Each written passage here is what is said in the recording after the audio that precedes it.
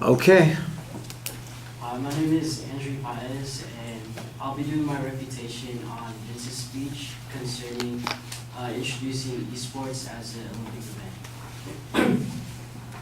And with his claim, he claimed that this new event will engage young viewers, leading to an increase in profit in these competitions that they host. So his secondary claims are, number one is esports will expand viewership among the younger generation. And his second claim is inclusion of esports will increase revenue for games. And then what I believe is that he did a good job with introducing the pros, but he left out the cons. And then what I believe will happen if esports is introduced as an Olympic event is it would create a lot of negative strains on the youth today. And my response to the secondary claim one would be that along with the increased views comes an increased impact of the negative effects of gaming today. So I don't know if you guys have like a general idea of like the impact that video games have on our youth today. It's kind of like if you imagine a scale, if the scale is like right here, but then introducing it as an Olympic event would make it a larger scale.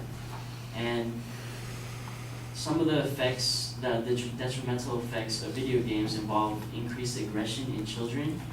And a study by the U.S. National Library of Medicine and the National Institute of Health shows that a comprehensive meta-analysis involving more than 100 research papers has shown that exposure to violent video games is a casual risk factor for increased aggressive behavior. And another detrimental effect is that video games also create or can cause addiction, and addictive gamers are more likely to develop anxiety, insomnia, social isolation, and depression. And then moreover, these factors are comorbid in a sense that they can influence each other. So not only is if they develop these symptoms, they can also be more inclined, and that can bring them closer to gaming and be more addicted. And also, this is a very popular one, is about education. A survey by the Kaiser Family Foundation shows that 47% of heavy online gamers got poor grades, while 23% of light users performed better than them. And then response to the secondary claim is, and the secondary claim again was inclusion of esports will increase revenue for games. That is true, but also going back to kind of like the response to the first claim, where all these detrimental effects, not only you'll get revenue, but then that affects like the future for the youth. It'll probably shift it's a possibility, but it can shift the focus, since the money is in gaming, that the youth will pursue gaming rather than professional careers like doctors, physicians, or engineers. And then also another possible outcome is that businesses surrounding will deteriorate because all the money will be in esports or gaming, and then a lot of the money will be poured into those things. And I know that a lot of these things are just possibilities, but the real question that I have to offer is whether it's worth taking the risk. And that's my speech. Thank you.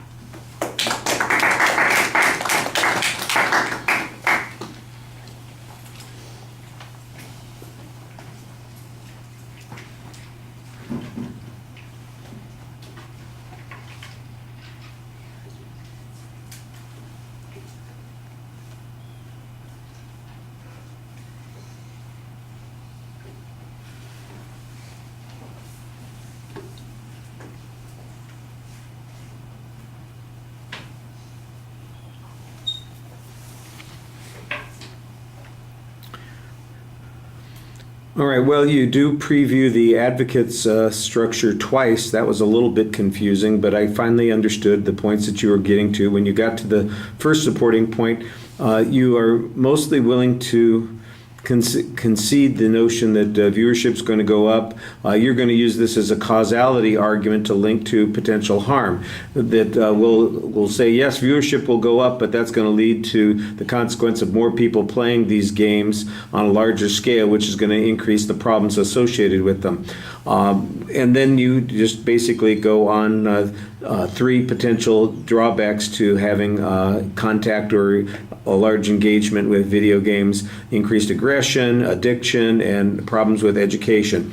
Those are okay. I mean, if this is a policy argument and they're saying that we should do this because this is going to have this consequence, then it's perfectly acceptable to talk about what the negative consequences of that policy are.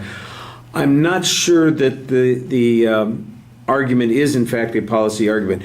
By conceding the main or the secondary claim there, that leads to this conclusion. But to me, there's plenty of dispute to suggest that viewership isn't going to be affected at all by making this a Olympic-style event. The notion that more people will play more video games as a result of having access to it in these kinds of competitions. I think there's a big assumption that's being played there. There's no discussion of whether or not the evidence provided by the advocate shows that there would be an increase as a result of participation in the Olympics.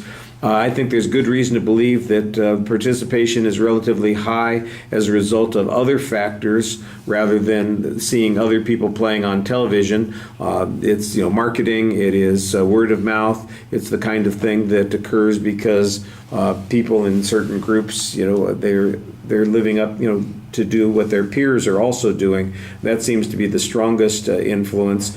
The notion that because people suddenly are getting gold medals for it, and that's going to draw a bunch of folks to this field, maybe. But I think that your reason for accepting it is primarily to be able to make those disadvantage arguments as opposed to coping with the main argument, which is whether it makes a difference.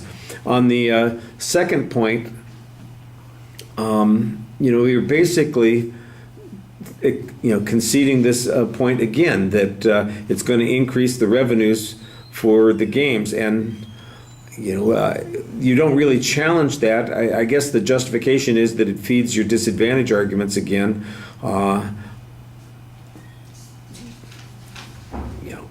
What evidence did the advocate use to show that there's going to be an increase in revenue as a result of this? I don't remember. You don't really talk about it, so there's not really any refutation of their reasoning and evidence. We're back to this notion that the public is going to be drawn to these games, and that's going to create the problem. So it's really dependent on these causality claims that you've got here for the disadvantage arguments for everything that you're presenting. It's well organized. I like the fact that you actually speak to us for the most part rather than simply reading. I just think that some of your analysis needs to be a little bit deeper, and some of it needs to actually refute the arguments that are being presented instead of accepting them as a shortcut to a slightly different argument. All right, thank you.